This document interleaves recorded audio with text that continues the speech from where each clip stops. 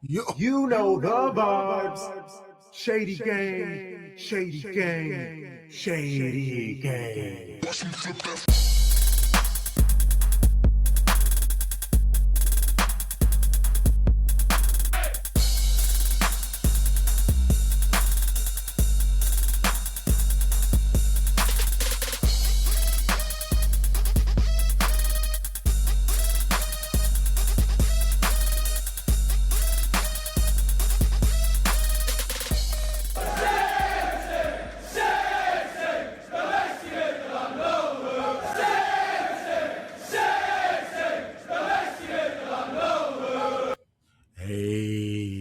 Hey, and welcome to Season 5, Episode 176 of Shades of This is culturally inappropriate. We are the most comprehensive show about Manchester City, covering both the men's and women's game, spanning both sides of the Mason-Dixon line. We making art over here. Capitalize the A. I am Crunk Chocolate. I'm here with the show bros, Tom Bomb, Sharpie Charlie. Hopefully Tarek will be here soon. If not, you'll see him when you see him. How's it going? How you doing? How you feeling? You know, I'm feeling good. Royals home opener today. They won. They didn't, give up a 2-run lead and then lose by 4 in the ninth like they did on Saturday night. So that's an improvement, right? Yeah, I'll take it. So, Sharpie, how are you? I have to know, when White Braylon hit that shot. White Braylon. A legend. Legend. What was going through your heart and head and mind at that time? So for those that don't know, Duke University men's basketball team played a game yesterday in the Elite Eight, just the game before the Final Four. It's a very big game. And they were winning the whole game. They were up by as many as 19. Up 15 at the half. The best team in the tournament per the selection committee. 136-0 is what one seeds had been when they were up 15 at the half. But no. Duke said, let's add a 1. And they had the ultimate case of lemon booty. Just so much lemon in that booty. And when smaller Boozer made the stupid play and tried to throw it up instead of just get fouled, and then one white man, old man, passed it to the young white man, and he just sat it from 35 foot. I was like, oh my God, it's going. He's got it. And bro, when he did it, I just yelled so loud on my couch. It felt like I went to UConn. I felt like a Husky. Like, it meant so much to me to see Duke do the same thing UNC did, except they had their whole roster. We didn't have our best player when we gave up our lead. I'm just saying. It felt very good. I hate you. I don't even know you, and I hate your guts. I hope all the bad things in life happen to you and nobody else but you. Exactly. Perfectly said, Dave. Perfectly said. Oh man, yeah, I'm enjoying it. I'm along for the ride. Cardinals, they're tied with the Mets right now, doing a lot better. I'm starting to see all of my teams. They seem to be turning around. Angel City, they're cooking. Best team in the league right now. I don't care if it falls off a cliff next weekend. Hey, for 3 weeks in a row, we've been the best team in the league. So that's that. Detroit Red Wings, they look serious at moments. Cardinals are above 500. Again, still 150 more games to go. But hey, over 500, baby. It's a beautiful thing, man. The shouts to the Nationals out here beating the Phillies right now in Philly, 7-0. Got some wins, got some young talent. The weather's good in D.C. Just trying to get into the vibes as the calendar is about to turn to April, man. Love it. Folks is about to be outside. Yeah, facts. Big facts. If you're watching on YouTube, subscribe. If this is your first time here, hit that thumbs up, like the video, leave a comment on your thoughts of something we were saying through the episode, or maybe you have a topic we need to talk about in a future episode. Go ahead and throw that into the comments. We appreciate all those things. Tag us on social media, rate, review if you're listening on podcast. audio only experience, give us a good rating. Say some nice things about us. It is always that is how you boost the algorithm. Like that is basically why everyone says do these things. It all cheats the system. Puts us in front of more people like that, like you fantastic human beings, you. And today, men are on international break. So we have the episode to deep dive into the Manchester Derby at Old Trafford. City women took belt to ass. 0-3. Just beat them. It could have been worse. It could have been so much worse. We'll talk about it. There was like Should have crossbar been hit. worse. Like, Bunny was a little early. Shitty like reffing. Like, bro, like there. It should have been 6, 7, not 1, 2, 3. It should have been. We should have ran it up on them, but I'm happy that it was still dominant, utterly dominant. We'll talk mostly about that. Our baby blue baddies, showing them some love. Then they have a women's, actually it's FA Cup weekend for Manchester City. The women go to Birmingham and take on Birmingham City. I have a quick little write-up about them before we do preview that and score predictions. And then City men, their FA Cup match, Liverpool. How are we feeling about that? It's home. It's at the Etihad. We will do previews and score predictions for that before getting out of here. Bow, bow, bow, bow, bow. Where is the baby blue?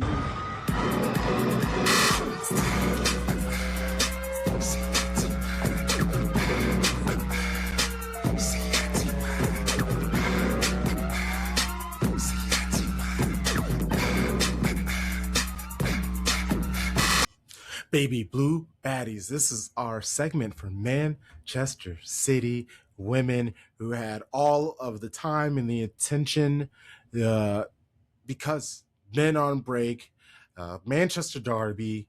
We know the importance of that. It doesn't matter who it is. We hate them. We never want to see those Reds happy ever. At Old Trafford, the swamp, that stadium with the waterfall fixture, the museum, as I love to call it.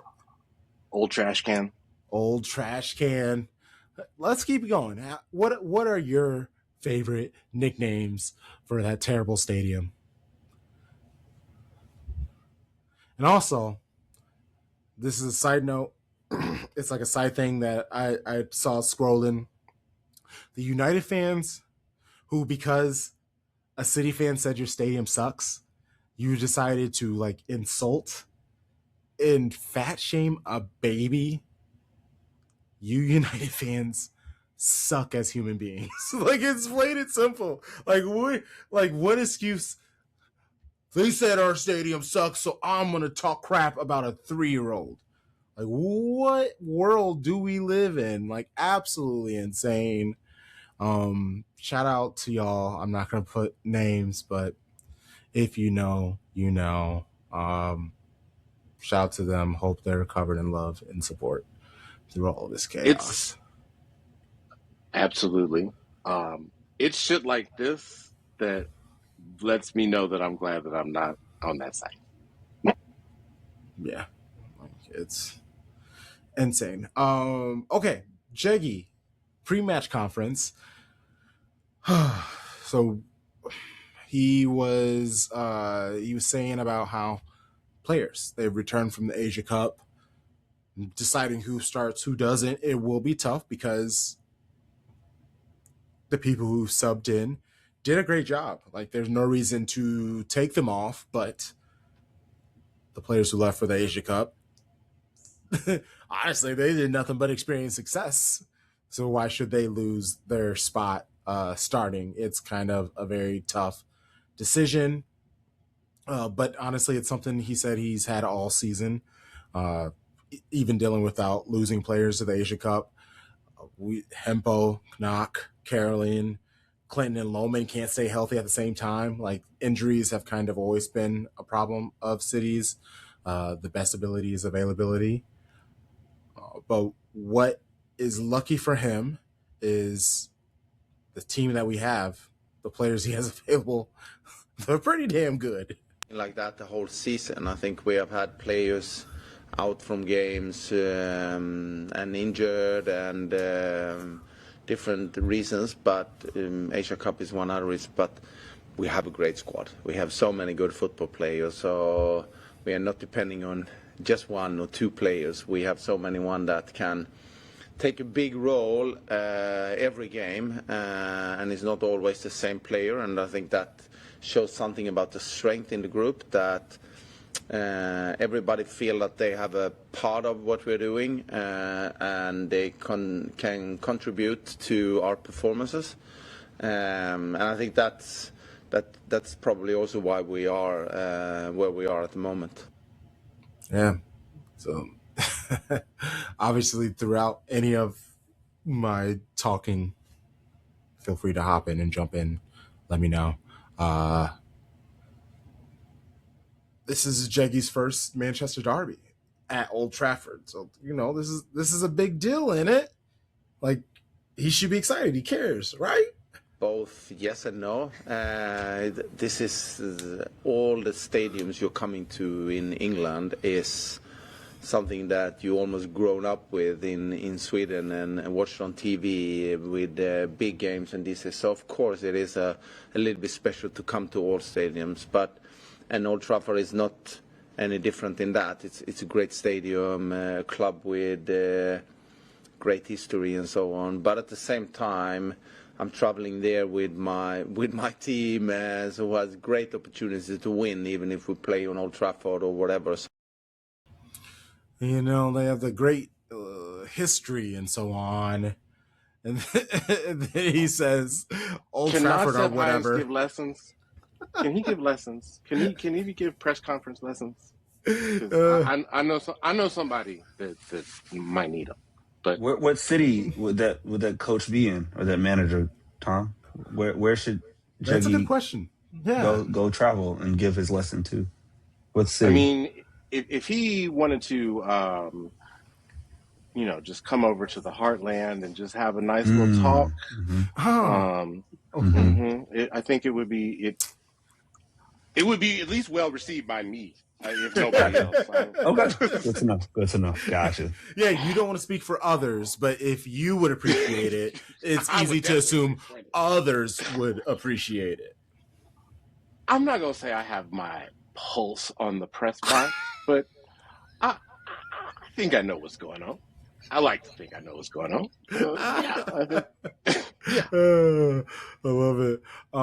So Andre, he said he hadn't talked much to the players about having the advantage of facing a United with tired legs because they had the midweek match against Bayern.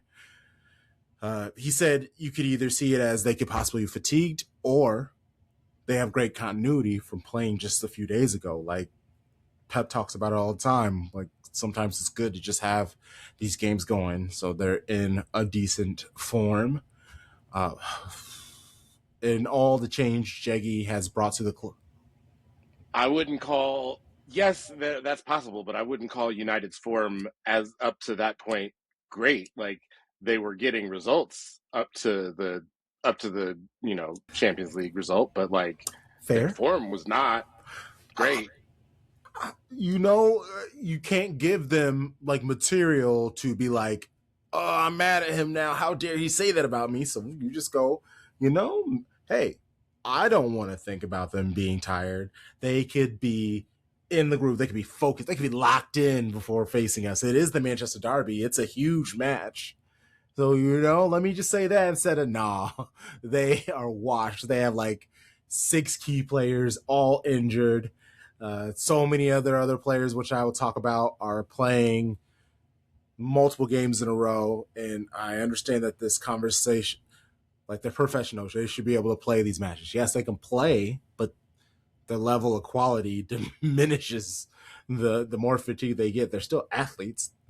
Like, even though like they may not be running around practicing, I'm sure they're still like lifting and doing other things. Like I, yeah, I'm a big believer in this. And next season will be very interesting actually to see with the. It's only 4 extra games, but it's still 4 extra games. Uh, let's go. So yeah, the thing that Jeggy, what is he most proud of this season?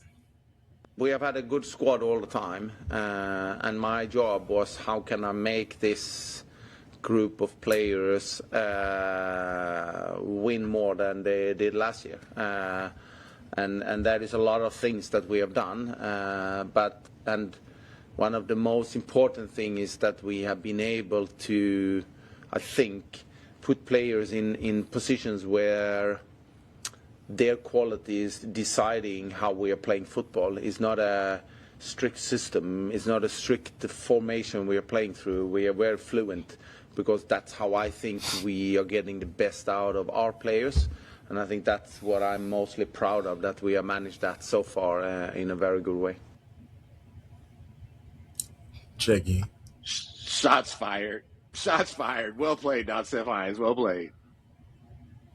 Starting 11 for Man City features 3 changes. Yamashita replacing Keating, Kasparai, Rose, Knock, Greenwood, Coffee, Hasagawa replacing Blinkilde Brown, Miedema, Fujino taking over for Caroline, Hemp and Shaw up top. To me, I guess that was the lineup I was expecting. The only 50-50 was Carolyn and Fujino, because when Fujino was healthy, sometimes it'd be Caro to start, but Caro really seemed to have the spot locked down. So that was kind of the one spot I was interested or wondered what it was going to look like. What were your thoughts on the starting 11? Were there some changes? Do you think Keating or Blinkilde should have got one more start? I think that when you Deeply said this on the 12th, the WSL podcast you should be listening to. That like there's two frames of mind for like players coming back from Asia Cup, like especially like the Japanese players who were so successful in the tournament. Like either you get them back and you're like, okay, hey boss, they need to rest. They just need to work their way back into the team. Or you could just be like, hey, I'm in such great form, like to your point about Pep saying like, hey, sometimes you just need to play like every 3 days. And so now that they're on that schedule and like they have been on that schedule for a while, like maybe that's just the best thing for them. And if you look at all of the Japanese players like across Europe that came back, like either in midweek for Champions League or like during league play, the impact that they had on all of the matches like was significant. So like I think that it didn't necessarily surprise me that Yamashita was going to get back in goal. I don't think that we'll see Keating in goal. Like we might not see her again in goal this season. Like to be perfectly honest, maybe not. And I think that it made sense for Yamashita to play. Yui was always going to play because Yui probably got more rest with Japan than she would normally get. Yui with for us. sure was going to play. Yeah, and I think to your point about like Caroline versus Abba, I think that because Abba was in such good form, and like I think he's probably, or not, Seb Hines has probably identified she's probably more of a streaky player, so like she needs to like be like playing if she's hot. Like go ahead and start her, like let her play until she gets tired, essentially. Also, I think it's because of that Japanese Asia Cup Sharpie to coin what we were talking about in the watch along, the chemistry link between Yui and Ioba. Like they cook when they're near each other. Like they always know where the next person is going to be, what move they're going to do on top of everything. So I just feel like at this moment, if Yui starts, Gino has to start until she starts streaking out, and then that's when Carolyn will take over. Mm-hmm. Yes. Sharpie? I would say like when the lineup dropped and I saw it, I was just freaking out. I was like, "Is Carolyn hurt?" Because I that's all. I mean, we don't know anything beforehand. So if somebody you expect to start isn't there, and I don't want to read the fine print at 6 in the morning, I'm just like, "What the hell is going on?" So when I saw that she was on the bench, I was relieved. My heart was fine. Still sad to see Clinton not there. She's recovering, but happy to see Fowler on the bench. Like, the bench was stacked. Yes. And so it's just like we have an abundance of resources. And this time last year, I think we were playing like academy kids, right? So it's just nice to have all your professionals and internationals fit and healthy, all but, one or two. So yeah, I was happy with the lineup and fully expected to go dominate United. I honestly, I was debating whether or not I should talk about the lineup last year that we played with because I mentioned later, but well, I've already said it. United are struggling injury wise, like UWCL, all of this. Their management didn't manage the women, like it didn't didn't. Obviously, injuries make things difficult. But City were in a very similar situation last season, especially all our 4 games were against Chelsea in a bunch of different competitions, including league. Whereas, like United, they just have really tough games. It's not over against the same person. But last year in April, when we played them in the FA Cup semifinal, uh, Pryor and Murphy started. The midfield was Hasegawa, Coombs, and Park, and then Fowler. That was the match that she started, but then done her ACL in.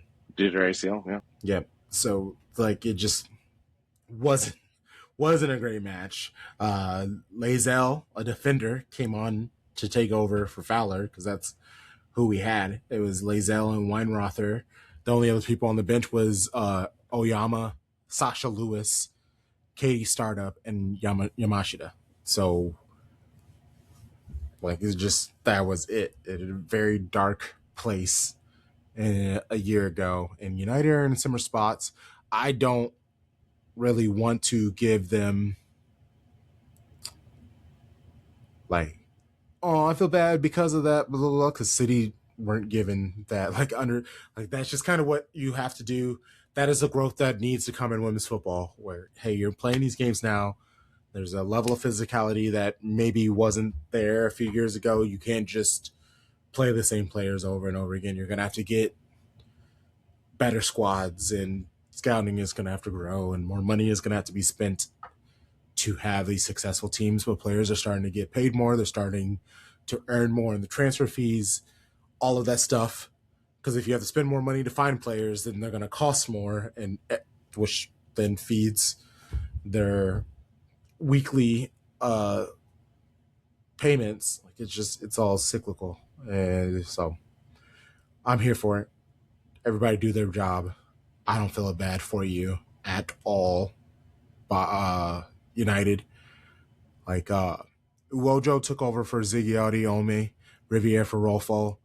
Turlin was on the bench against them midweek, and she didn't play. So I was like, okay, cool. That means that she's probably going to start against City. And nope, she wasn't even on there. She wasn't on the bench. You found out post-match that she is still injured, trying to deal with some stuff. Letitia, Noslin, Park, and Millard. This is their 5th match in 2 weeks. Miyazawa played every match in the Asia Cup. Like she did come on as a sub sometimes and stuff like that, but still participated in all the matches. And then she started on Wednesday in the match against Bayern, and then is playing again 3 days later in the game against City. They still had 3 spots on their bench that could have been filled, but they couldn't due to injury also. So that's why some of their subs looked the way that they did. But also this is like Skinner in post-match. The rumors are that he's on the hot seat now, even though he was like their golden boy like a month and a half ago. Like all those conversations about how it's such a good story at Man United for them to like be ahead of schedule and they're the only team recently that's played in all of these competitions and blah blah blah. Like it was so annoying. All of the nonsense they were making about United, only for all this to happen. Mark Skinner living the epitome of it was all good just a week ago. Like, it was all good just a week ago. It's one of the best quotes ever because sometimes it be like that. Like, dang, look back 7 days and life was nice. And then you play Bayern City in 4 days and look at your life. Like legit 7 days ago, they thought that they could handle business against Bayern, at least get a draw so they can keep this top 3 spot, hopefully top 2 spot, and avoid the playing game, because that's what they did this season, very similar to City last year. They lost. We know how the game goes. They lost at home to Bayern. Now they have to go to Germany and try to outscore them there. Oh, that's gonna be a fun watch. That's gonna be a fun watch, y'all. We talked about this on the 12. Like, Pernilla Harder is 10 years older than Maya Letitia. And not once, but twice in that match, Pernilla Harder ran past Maya Letitia like she was standing still. Burners. Yeah, and scored a goal off of that. Like, so like I think we talked about it. Like you're starting Letitia 5 matches in 2 weeks. Like that's a choice, sir. Like you might want to give her some rest a little bit. But I understand like you don't have really any healthy center backs, so you can't. At all. Yeah. Like nobody really is available. Kickoff happened, and 20 seconds in, Greenwood has a shot at goal in City's first corner. I think it was really funny. I have it clipped up, some shared on social media. But Sharpie, like 4 minutes before the first goal, is like, why are they doing all these low crosses? Like Letitia is tiny. Like we need to be doing a high crosses. Have him search it, and then I heard him say it, and I saw what happened, but I never really thought about it. Then did the rewatch, and there was a moment where at the beginning of the match, Bunny is running right, and Letitia is kind of like standing next to her. And I was like, oh my gosh, Letitia is 5'7", going against Bunny, who is 6 foot. Like that is significant. Like It looked like a middle schooler with going against like a college kid. Like it just the size difference is so crazy. I'm just like, how is she the starting center back? It just doesn't make sense at all. It doesn't work. I mean, the math doesn't math when your striker's Bunny Shaw. Like, sorry. And then your attacking midfielder is Viv Miedema. The largest 10 in the history of 10s. Oh man, yeah, and she's 5'10". Well, the moment I knew City were gonna win, obviously, other than the first 20 seconds, just the energy, but it was 9 minutes into the match. Wuyo, she had the ball, she was running up, and Coffee was trying to get the ball away from her, and it didn't work. She couldn't, but Wuyo made the pass, and Coffee just kind of like nipped at her ankle, and she dropped, and I was like, oh, and then the ball ended up at Rivier's, and her back was to their goal, and there was someone who was just like on them, like pushing them, and I thought it was Coffee because she's pretty intense. Foul happens, and all of a sudden they're like, Hasegawa called on the foul. I was like, bro, Yui is getting into this. She's like bullying people. Once I saw that, I was like, oh, it's over. If Yui's going around being a little asshole, charged up for this match, nothing's stopping them. That, ladies and gentlemen, and non-binary individuals, is called a rap. Oh man, Okay, so speaking of that moment between Coffee and Yui, what I hated so much about last season, losing out of 4 games, City lost twice, drew one, won one. That's not great historically playing against them. And the thing that sucked to me the most was how they bullied us. And I remember every single watch along, I'm like, they're just bullying us. They're pushing us around. They're the ones nipping at us. We're falling. The ref's not calling everything. So now they're like getting pissed off at the ref. They're just not focused. It just wasn't good. So to see that 9 minutes in, the players are into it. Every single time they receive a ball, they have multiple players either making a run into space so you can pass it forward. Someone's open for you to the side or behind. Like everybody was where they needed to be the entire 90 minutes. Like before we even get to any of the goals, it's just like to see how well and prepared and excited the ladies were for this match. It was so fantastic to see. And on that note, I'm going to shout out our American, Sam Coffey. Truly an American pit bull out there. Like, she Bro. is a dog. Like, she takes no shit. She would get in there with that tucked in shirt and get to work, bro. Like, Miss Quads be out here going crazy. Like, I just enjoy watching somebody have that physical profile in the center of defense because since this show has happened, we haven't had that profile in the midfield spot. And it's like, because again, I came as a women's fan after Kira Walsh, but even Kira Walsh is not that physically imposing, right? It's just a different type of player. So, she has the technical ability that goes along with that defensive nous and reading the game.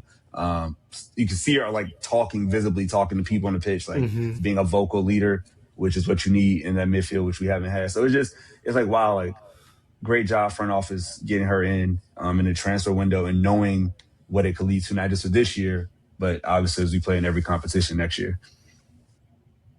Hell yes. And I think even before we start talking about like the goals in this match, like one of the things that I definitely picked up on from her in this match is like she's starting to understand where every player is comfortable receiving the ball, like at the top of the box, like, and like understanding that like each player likes it a little bit differently. So like being able to like adapt to that, that would to me was like the thing that I was like, oh yeah, this was one of the things that she did when she was in NWSL that I really enjoyed about her game was like her being able to pick those up. So I would like to see more of that if possible. So it's just good to see like her growing into that role. Yeah. Very solid. Okay. First goal of the match came from a corner. Greenwood. Absolutely amazing in corners, free kicks. Like we know this about her, but just within the last few games, she has been key to our set piece goals. Like absolutely amazing. United were focusing on Bunny and Kanak, and Miedema just had a free run to the ball and just headed it in. It was just it was way too simple. I think that this is like this is where zonal marking like fucks with people, especially like attackers. So if you looked back at that goal, Schuyler was supposed to be marking Miedema, but like she was supposed to be marking the space in front of Miedema, not necessarily Miedema herself. So like that not having like one for one marking and like trying to zonally mark like that, you know, again, confusing to an attacker. Like if you like for an attacker, if you just keep it simple, like, hey, mark her, like where she goes, you go, boom, like you get that taken care of. And then you can like, if you want to decide to like put additional resources towards like, okay, we're going to have 2 on Kanak and 2 on Bunny because like we just know how good that they are aerially. So like, I think that like that's just a defensive error by Schuyler trying to mark the space and not the player herself. We are not a fan of zonal marking over here. Second goal. Ooh, beautiful team, fluid football. Rose starts it off by making a run. She was in United's box, could have gone really bad, but she stepped up into space, dribbled past Millard, made Park step into space, so she sends it over to Miedema, who hits it over to Coffee, who then hits it to Bunny, and then sideways to Hemp, who knocks it back to Coffee, who then hits it over to Shaw, and Shaw's first touch to then like swing the ball over to Fagino in space. Like, oh man, both the second and third goals were just so beautiful that it needed to end with a goal. Because so many times you see that where it's just like, oh, and so for it to fight, for those to end in goals, it was just so satisfying. But Kasparaj, she needed 2 chances to get it to Miedema. The ball was sent over Letitia, and she probably would have got ahead on it if she wasn't 5'7". Like if she was 5'8.5", 5'9", she would have got it because they just missed her head. It was actually insane. But why is she again? Why are you covering that space? And why aren't you checking over your shoulder and oh, maybe I should be where Viv is and at least challenge her for that header? Because if you look, Turner and Riviere, they had Bunny covered there. So at least they had cover there. But I don't know, it just seemed like a poor choice by Letitia to jump there. You're too short. You can't. Why are we doing this? You should know better than this. That's hilarious. But you gotta, when you're undersized as a center back, one thing you gotta have is that anticipation. You gotta be able to read the situation. And she just forgot she was not as tall as she thought she was, and she technically read the play well. She just stepped a step and a half too far forward and just took herself out of the play. It was beautiful to see. I do want to give Bunny love in this match. She didn't score. She had so many chances. But in the beginning of the game, to get those goals, the first 2 goals, her playing on the wide channels, it was a brilliant tactical move from Jackie because Letitia was man marking her then and would just, now you're just taking one of your center backs out wide.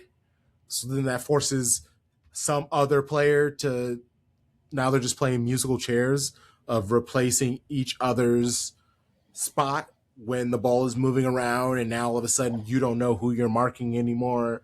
It gets very confusing and makes it easier to take advantage and score. And Lundqvist is more of an attacking fullback than a defending fullback. So that was never, and that's the other thing too. Is she's that, and she's not particularly fast. So you're asking this fullback to do, you're going to say, okay, Letitia, you just go follow Bunny wherever she goes. And if she wants to go wide or go deep into the midfield, which we saw a couple of times, you follow her. And then there's just this huge gap of space between Turner and Lundqvist, and they can't really cover it well. Love it. Absolutely love it. Yeah, but Bunny, people who hate on Bunny saying that she's not a top striker, what their things that they argue is there are other people who play strikers, but they have a more complete game. Bunny is just a goal scorer. But if you watched her, she basically played as a false 9, going all over the place, doing whatever she needs. Her dribbling, her vision, her distribution, the passes that she made leading up to that second goal, and then even the runs that she made in the third goal, a lot of just dummy work. A lot of, we talk about the gravity of Holland, that's basically what Bunny was doing in those goals. You have to pay her attention. You have to respect her. And so she is aware of that, and she uses that gravity to give space and momentum and possibility to her teammates. Nobody does that like her, and there are people who try to minimize her abilities. You guys are either stands or you just don't watch Man City play football because she's just a joy to watch. I just want to say that if Erling Haaland played the number 9 position like Bunny Shaw, City might be winning the Premier League right now. Like, that's how masterfully she's been playing, how consistently excellent she's been, right? Excellence is not about like highs and like a bunch of valleys. It's like consistently giving me 8s. Like, there isn't a like Bunny's bad game. She might miss 4 chances, but she's gonna get that goal. Or like this game, she didn't get the goal, but she literally did the creation. Her and Viv just swapped roles. She was a 10, Viv was a striker, right? Like, just pulling people away, like you mentioned. So it's just amazing to see. And again, women's game very different than men's game, but on the pitch, how you are dominating your opponents. They can't stop her in the Barclays in WSL. Now we'll see what happens in Champions League next year, but I don't see too many people out there that's gonna stop her either. Like this, as she's 29 now, fully in her prime, like you can see that the growth she's made since the start of the show in 4 years has been ridiculous. Because she was not doing any of this.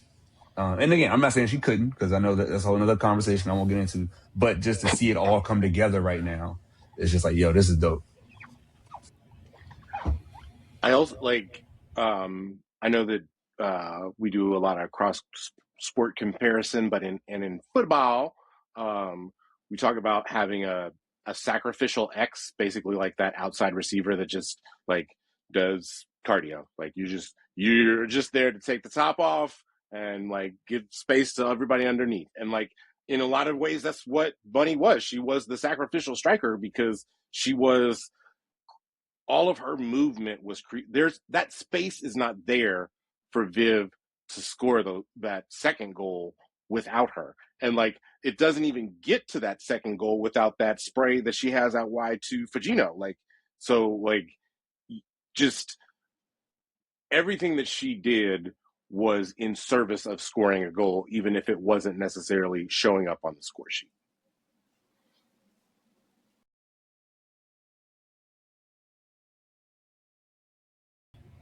Those statistics that don't, read through it, people aren't making it. Like they're like an XXG, like the XG that she created by herself, like that. Like she just is amazing. And Miedema does the same thing, and him does. Thankfully, there are a bunch of players on that squad who do that. Sam Coffey making passes, putting them in the right spot, like you were saying, depending on who it is. Like you can see it. Like, hey, when I pass it to him and Fagino, let's lead them a little bit. Carolyn likes it at her feet so she can make Duke cook her own. Bunny, just hit the ball anywhere near her. She will make things happen. Like Bunny is true. We're doing cross comparisons. She's that 8-8. She's that like old school go up and get it wide receiver. Like she is Michael Irvin. She is Randy Moss. Like there were so many. Like Coffee did that a couple of times. I feel like where she just hit it long to Bunny, and Bunny just finds it, chests it down, and then almost creates something out of it. Like you just pay her, please. Do it now. ASAP. Please, like, come God on, in man. What are you doing? You're killing me right now. I promise you, it's not her, dog. I don't think it's the Reese. I think it's literally I think it's Bunny's people.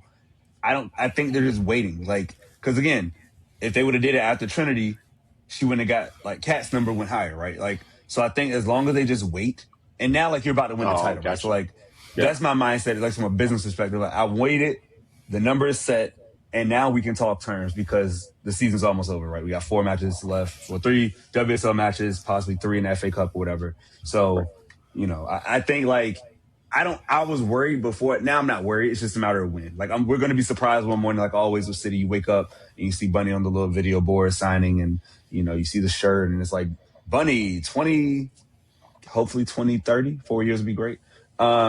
She's like 33. So, yeah, I feel good, man. Like, I was nervous at the start of the year, most of the year, but now I'm like, okay, whoever her reps are, y'all are doing work.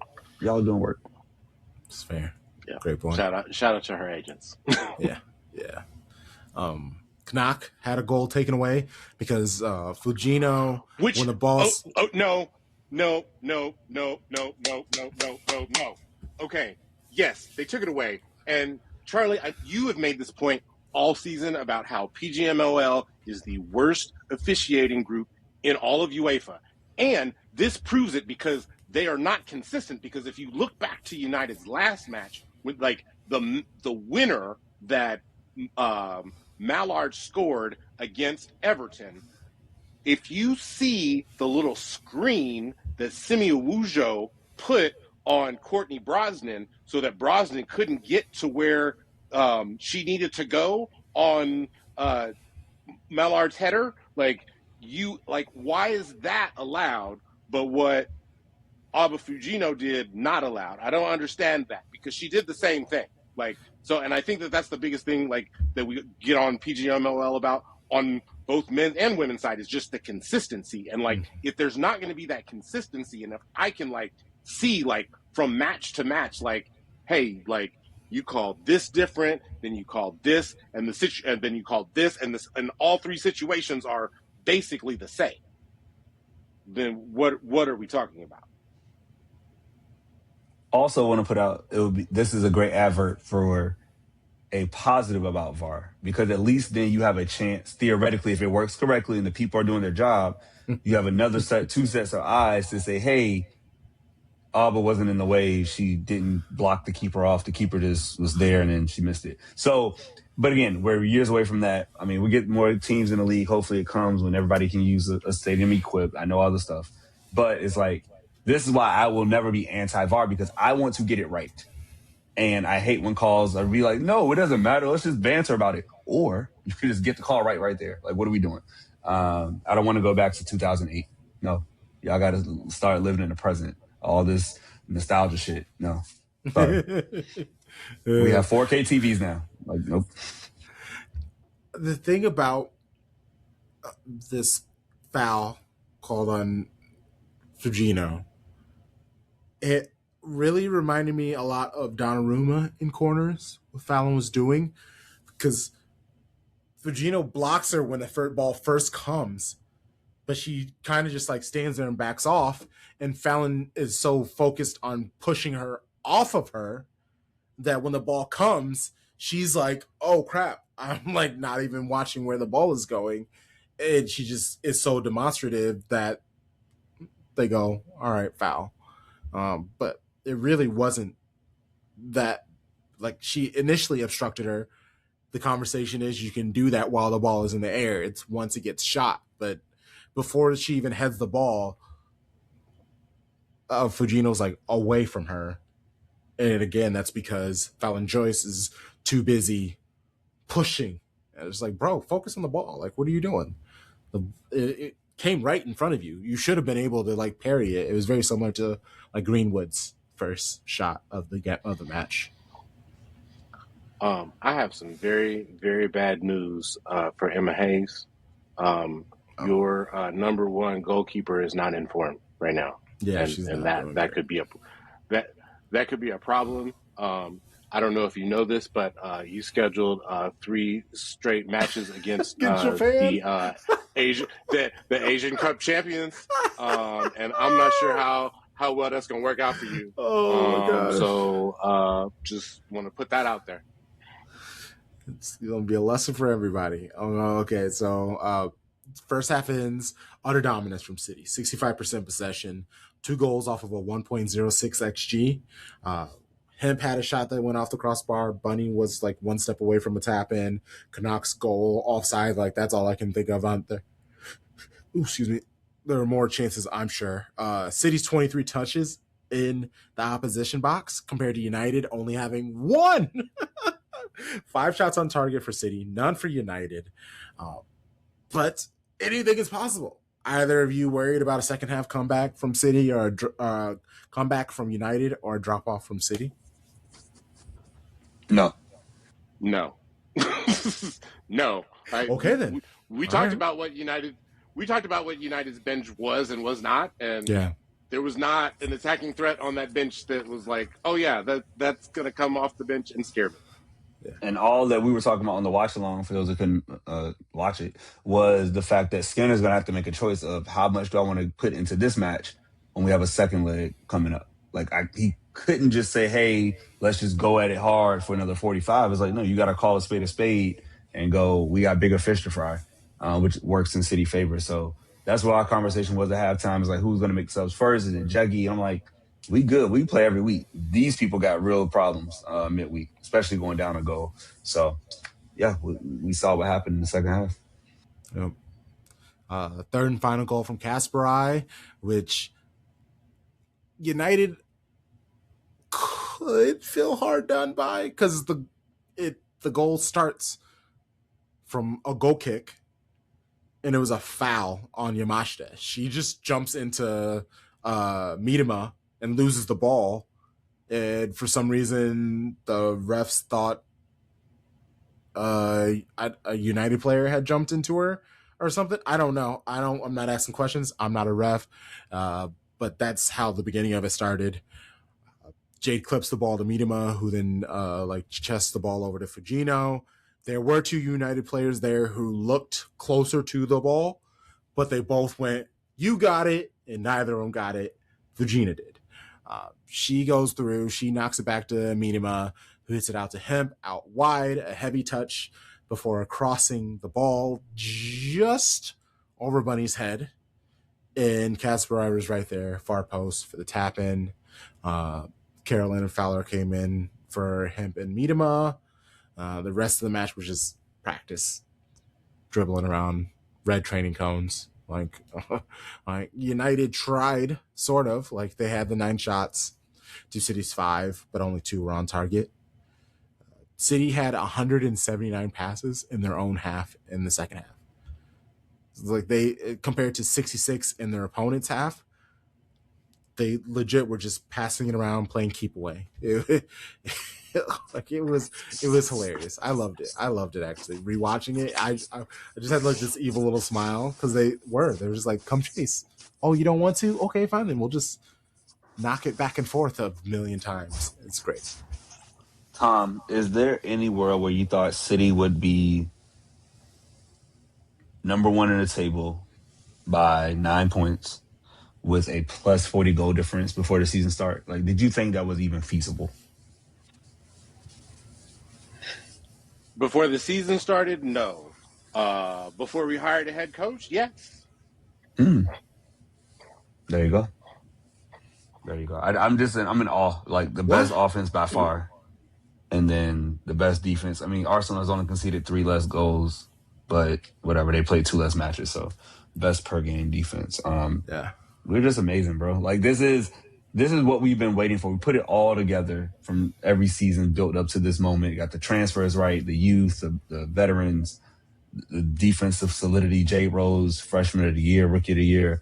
Like everything has come right, and obviously the fall of Chelsea's great. So it's just everything's clicking, and we only need 5 more points from the 6th, 10th, and 11th teams in the table, the last 3 matches. It's amazing. Liverpool's already sold out for the GT return. We can watch us hoist the trophy. Be great. Yeah. Nothing would make me happier, to be perfectly honest. I thought of you when I saw the first tweet about, oh yeah, they sold out for Liverpool. Oh wait, that's Gareth. Oh wait, we can also win it that day. Like if we beat Brighton, we beat Liverpool. Title's ours. Guard of honor in the last match. Yeah, be sweet. Yeah. Poetic justice. Oh, yes, sir. The one thing that really sparked joy for me in this match, I counted at least 7 times when a United player, when they were on the ball and all of a sudden just went, "Who wants the ball?" Like I loved when they were throwing their hands up.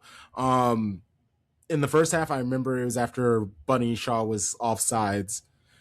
Leticia is about to kick the ball and she just says out loud, "Who wants the ball?" and then I think it's like the 70th, 69, 70, something like that minute where Jess Park was on the ball and she also just like stood on top of it and just put her arms out like, where am I supposed to go with this? What do you want from me right now? When you are tired, your willingness or ability to run off of the ball is limited. Like this match really was a everyone very much relied on Jess Park. I felt bad for her, honestly. Kasparai had Millard locked down. Millard actually didn't even really seem that interested. Like, she didn't seem interested at all.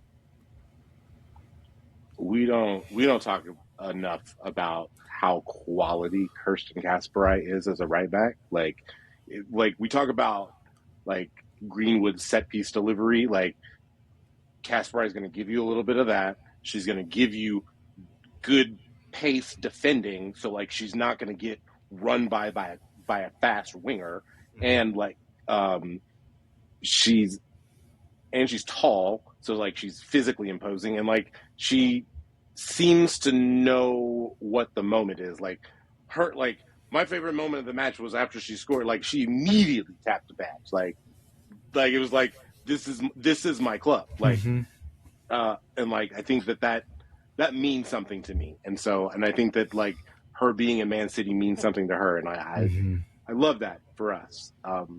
But yeah, just 5 points, man. Like, just 5 points. I'll call that man his real name. Excited. Here is Kirsten post match. I don't think I can describe in words how great it is to win this game. Obviously at Old Trafford, we know it's never going to be easy, but with the title race and everything that's going on, it's such a great win, so I'm so pleased. Honestly, last week I thought I had an assist. It counted as an own goal, so I was fuming. This week, Bex has got. I said to Bex before the game, as Bex, today you're going to score a header, and we're going to give you an assist. And they take it for offside, so I would have been double digits. But are we close to the target though? Close to the target, so yeah, it was 3 more games. Yes. Yeah. So yeah, hopefully I'm going to get that. Things have clicked into place. Obviously, I get a lot of confidence from the manager, from the girls. We've got such an incredible group, so that gives me a lot of confidence to go forward. But also, I've been working really hard individually outside of training with the club, doing extras, having people around me to help me get better. So I think I've gotten that extra few percent this year, and I think it really pays off. So yeah, I'm very pleased with that. So hopefully keep this form going. Like, her personality, man, like it's such a joy. Like, you need players like that. And honestly, like, between Bunny and Kero and like the squad is just full of those players that if there's a moment that feels too serious, you either can have like Greenwood, who can give like the military general speech where everyone is like ready to run through a wall, or Bunny can bring the jokes and Kasparai can bring the joke. Like, there are him can just be like straightforward and be like, this is what we need to do. There's a spot for someone. Sam Coffey can scream at everybody. They always talk about how vocal she is. Like, I just love that no matter the situation, it feels like City have a player who can handle that. I think that Kirsten Kasparai, when Alex Greenwood decides to retire, like that's your club captain. Yeah, facts. And like, yeah. Jeggy was very happy with the performance from his players. I listened to what he gets. Again, Tom, you were giving him credit on giving his lessons and shooting shots. Here he goes again. The nicest shots ever, though. It's speechless because the first half we're doing today is unbelievable. Fantastic football. The players are enjoying playing football. So great game, and I was actually pretty relaxed. I'm not normally that in the game, but just I saw it. I would say that I felt it already in the warm-up, but I also saw in the beginning of the game the players were playing with so much confidence. So I was pretty relaxed.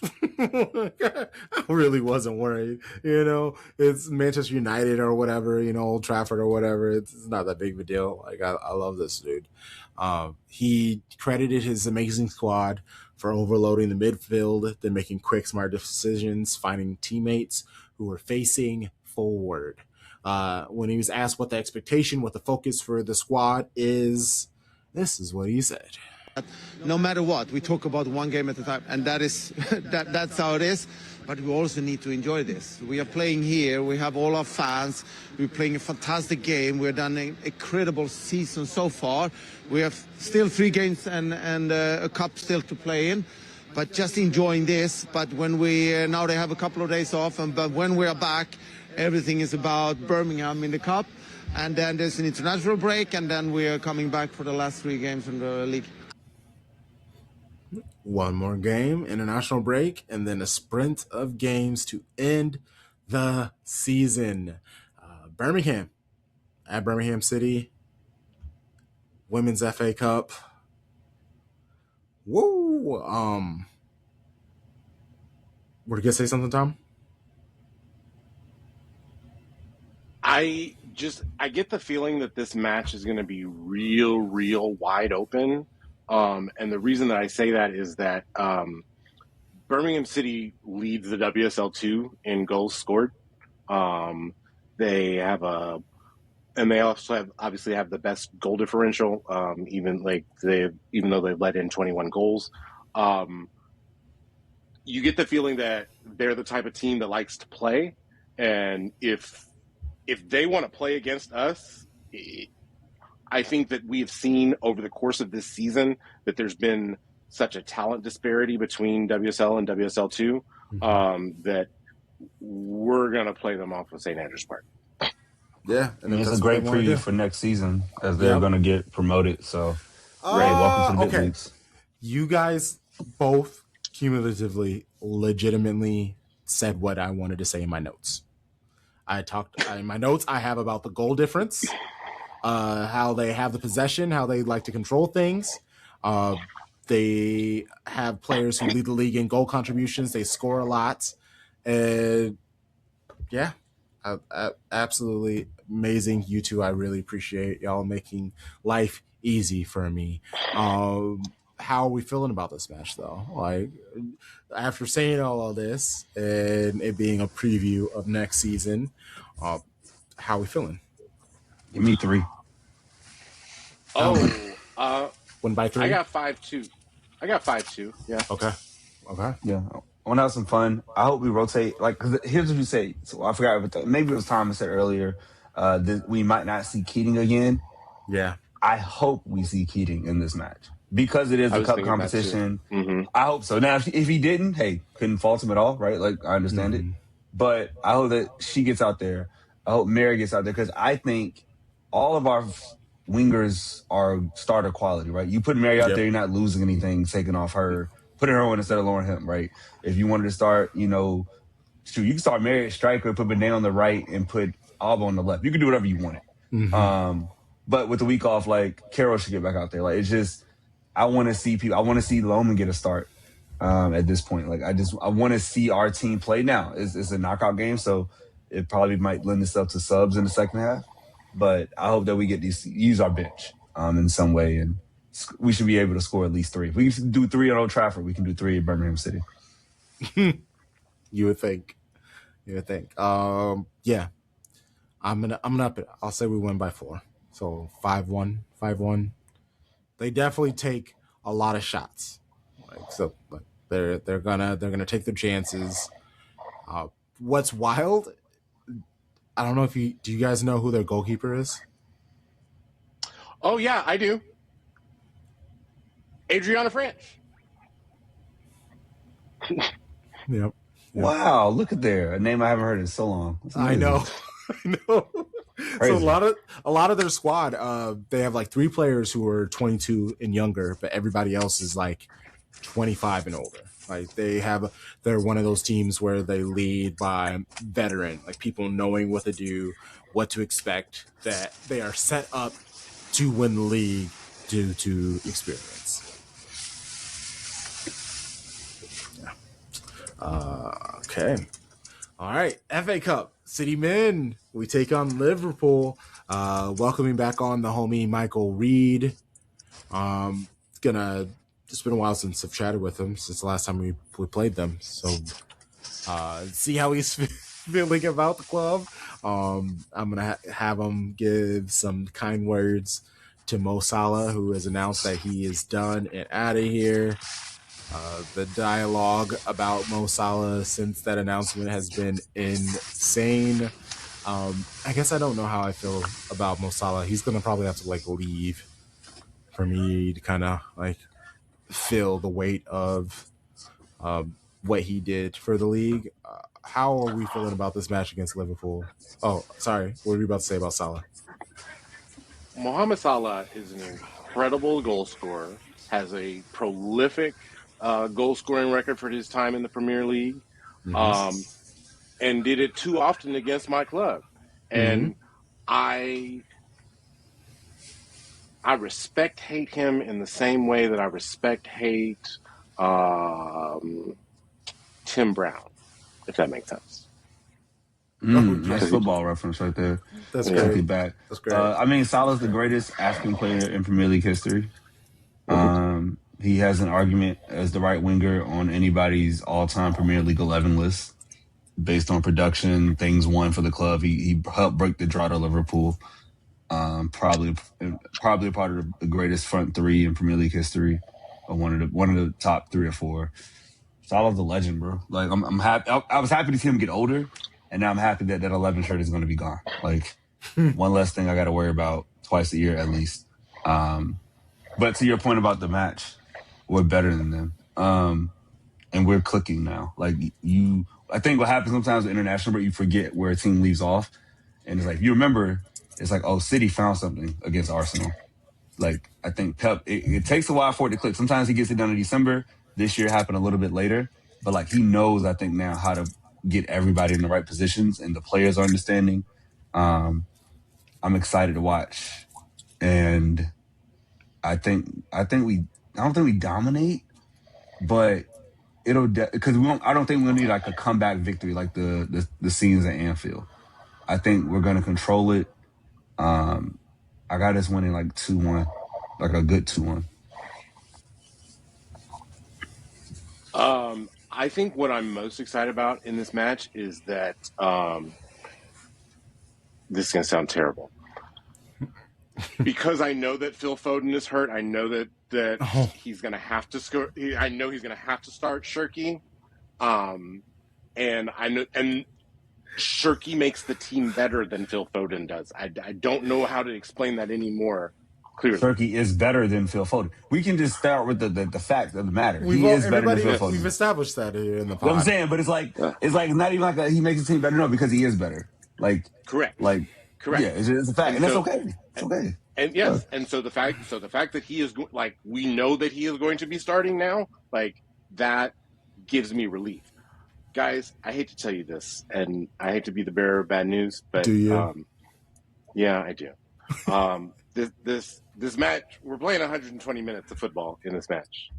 We are still gonna win 2-1, but we're gonna play 120 minutes of football. Tom, we not doing that, bro. No, that's not happening. not in the Etihad. No. We're gonna take care of business. Buki Now, in the name of Jesus. My caveat is if Shirky doesn't start, then I think it happens.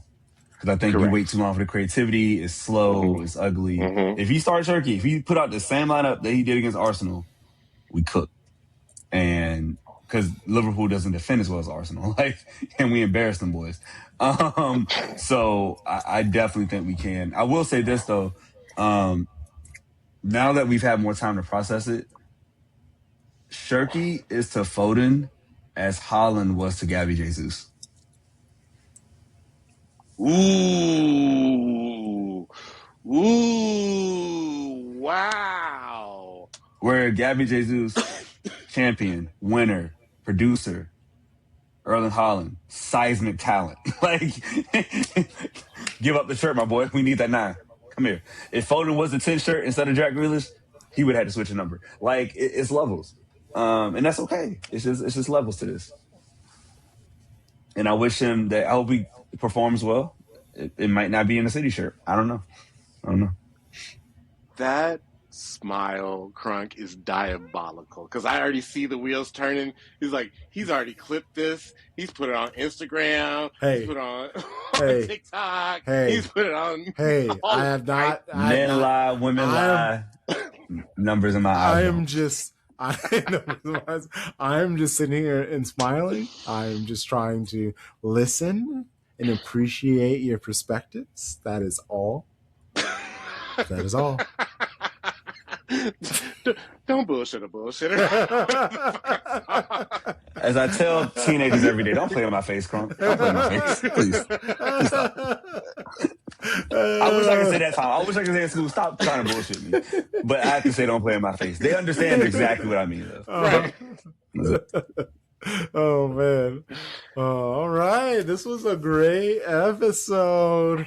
Love being able to dive deep into all things Baby Blue Baddies. They deserve all of the attention. So close. They have one hand, 5 fingers wrapped around that trophy. Well, 5 points for 5 more fingers. We're almost there. Almost there. Oh, man. Show Bros, let people know where they can find you and the things that you do. Tom Baum, we'll start with you. You can find me at CPKC Stadium. You can find me on the MCWFC feed. You can find me on social media at TomBomb816. If there's a social media and I use it, that's my username. You can find me on social media at Sharpie Charlie. You can find me on the Lit Stream on Thursday nights. Can't wait for this Lit Stream this week.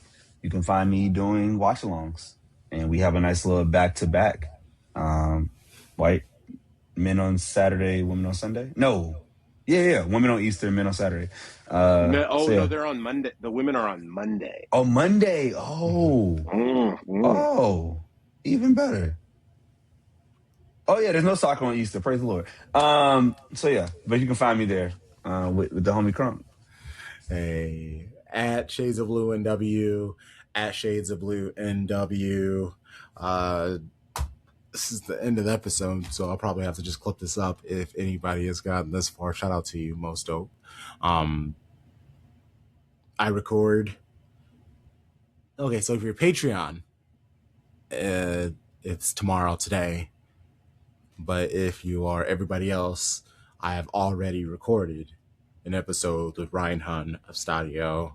And I have a real nice conversation about how Stadio became a thing, how they handle talking about the real world and football. They do a very great job blending it together.